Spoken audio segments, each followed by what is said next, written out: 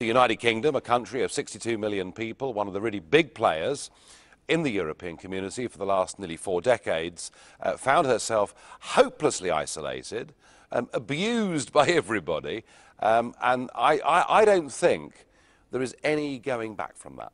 Cameron is somebody who is naturally a very gentle consensus politician. He likes to be popular, he likes to sign up to agreements. He went along last Thursday with what he thought were very reasonable, practical demands so that the United Kingdom, which has a very big financial services industry, could get some degree of protection for that industry. And he went into those negotiations assuming that he'd get what he asked for. What he was confronted by was a snarling, aggressive French president in Sarkozy, who just said, we will not bend, we will not yield in any way, and we insist that the financial transaction tax stays. Now, what that would have meant is a new tax, 80% of which would have been paid by the UK. If Cameron had signed up to that and gone back to the House of Commons, it literally would have brought down the British government, and so he was forced into a position where he simply had to say no. I've tried to argue over many, many years that either you're fully in the EU or you're fully out of the EU. And the compromise over that period of time is people have liked to believe that we can be in Europe but not run by Europe. I think that myth died in those early hours of Friday morning, because we now find ourselves in a position where we're outvoted by 26-1.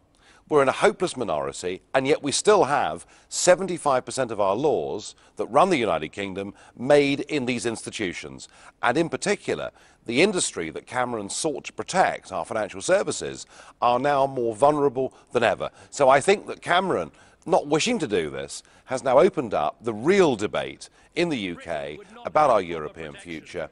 And I suspect that over the coming months, the calls for Britain to have a referendum on our continued membership of the Union will become very loud and very strong indeed. Put yourself in the place of a Greek right now.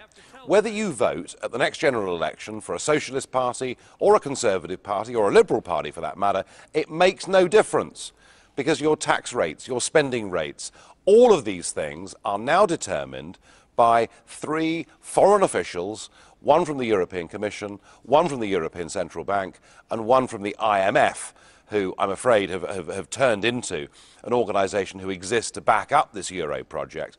If you cannot change your destiny or your future by the way you vote, you are trapped inside something that is now forcing upon you austerity measures, massive cuts in public spending, without the compensation of a currency that can devalue because your economy is not doing very well.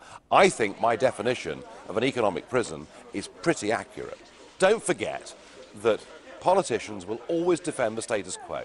They will always tell you that if what we have now doesn't continue to exist, the sky will fall in, there'll be famine, floods, pestilence, and it'll all be a complete disaster.